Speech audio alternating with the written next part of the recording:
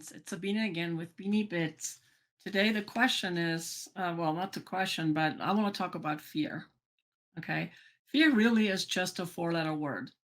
Fear has no powers unless you give it power.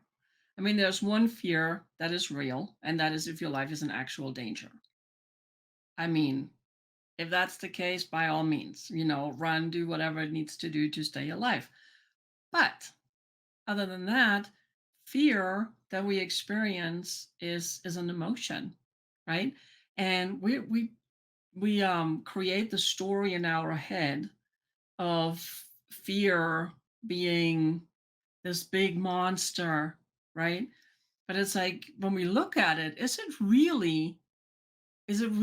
Or is it a story that we keep telling ourselves? So, in this amazing book here, The Science of Personal Achievement by Napoleon Hill, I want to talk about a couple of fears, right?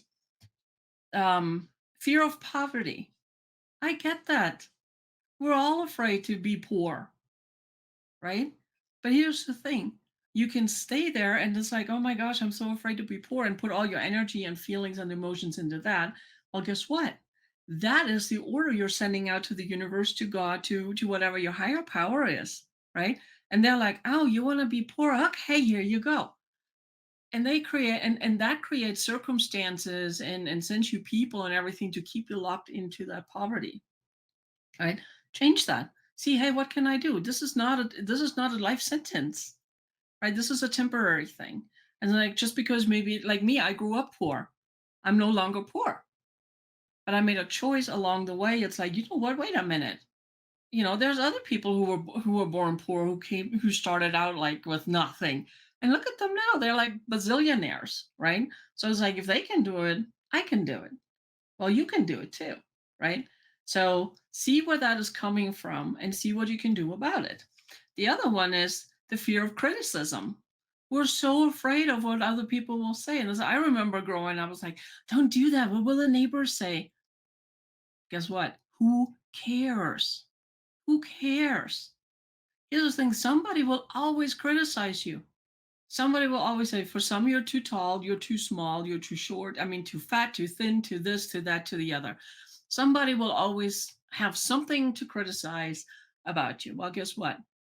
It has nothing to do with you. It has everything to do with their own limitations, with their own beliefs, with their own thinking, and the things they don't like about themselves. But it's easier to project it out onto somebody else than dealing with it within, right? So don't worry about that. Is that really a fear? What are you afraid of? My thing is, with fear, I always ask myself, is like, is my life in danger? Right? Is it killing me? Well, usually the answer is no. Then the next thing is like, so what am I afraid of?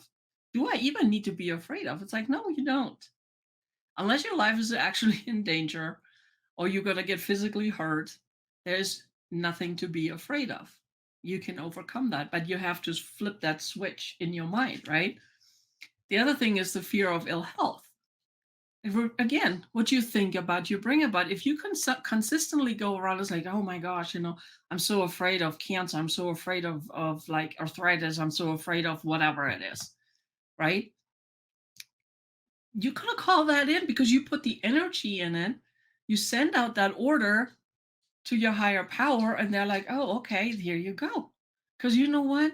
Your higher power does not discriminate between good, evil, good, bad, or any of that. To them, it just is. It's like, oh, this is what you want. Okay, here you go. And you get more of it. Think about that. What you think about, you bring about. I keep been saying that for years, right? And it's like, oh, wait a minute. Oh, I don't want that. Delete, delete, delete, delete, And it's like, no, instead I want this. But we're so conditioned to putting out what we don't want instead of what we do want. So if putting out what you do want is tough, write a list of all the things you don't want. And then next to it, draw a line like through the middle. And then on the other side, you write the opposite of what it is one. And then you just tear it down in the middle, and you get rid of that negative stuff. You don't want that. You just focus on the stuff that you actually do want. It's so much fun. Let's see. The fear of the loss of a loved one. I get that. I get that. I mean, I don't want to lose any of my loved ones, right? But here's the thing. It's like, maybe physically they're gone, but you still have all the memories to hold on to. You still have all the good feelings, the good emotions, and all of that. Hold on to that, right? But here's the thing too, it's like, oh my God, I'm so afraid of losing this person, that person, whatever. Again, you putting out the order to the universe, right? Don't do that. Don't do that. Hold on. It's like send the love. It's like, oh man, I just love them so much. I wish the very best for them. And it's like, I'm so grateful for all the memories, for all the good things that we got to experience or that we are going to get experience moving forward, right?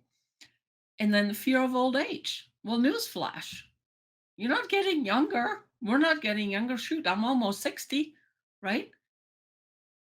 But the age is just a number. If you sit there and I've seen people that are in their 60s and they look so frail, they look so awful, right? And then at the same time, I see somebody who's in their 90s and oh my gosh, they're full of life and full of joy and everything. What do you think the difference is between the two? The mindset. The mindset makes the difference. It's like if you have no purpose or you feel like you don't have, and we all have purpose, but if you feel like you don't have purpose, and you sit and you worry about this and then the other, guess what? You're gonna age way faster, right? And you probably die way faster too, or sooner, I should say, right? So enjoy the moment. It's like go out and do stuff, go serve, you know. It's like I know there's a bunch of it's like in the hospital, for instance, you can go read to the children. For instance, if you're older and you're retired, you can do that. And I mean, there's so much you can do, you know, to keep young, mentally young and everything, instead of just sitting at home and going, oh my gosh, I'm getting older. That doesn't serve you. Don't do that. Don't do that. We all get older, which brings me to the last fear is the fear of death. Well, nothing lasts forever. Every living being, right, eventually dies. But that's just the outer shell. This is just the outer shell. It's like I don't look at it as dying. I look at it as transitioning to the next phase, whatever that is. I don't know yet, right? So here's the thing: is like, is it the fear of dying, or is it all the regrets that we're holding? So don't have regrets. Do the stuff you want to do. Enjoy life. Go out and have fun, right? But fear really is just a four-letter word. It's the power we give it that has that hold on us. That's the thing. If you say fear, oh my gosh, I'm so afraid of whatever it is, look at it. Where's it coming from? Is that fear real? Just ask those tough questions, become a detective. It's so much fun, right? But look at it. And a lot of times you sit there and you're like, oh my gosh, or we're painting worst case scenario. It never happens. It just never happens, right? So don't be afraid. Go out, enjoy life, live it to the fullest, make the moment count, live in the moment, have fun. And really, it's a four-letter word. It's a four-letter word. And if it's fear of doing something new, well, it's only fear because it's unfamiliar. Make yourself familiar.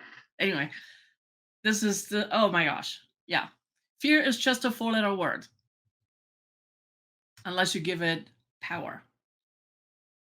Otherwise, it's just a four-letter word. So anyway, if you have any questions, please reach out. I'll be happy to talk to you. You can book a call. And yeah, let's just go from there. So you all have a fabulous rest of your day, and I will see you all tomorrow. Bye.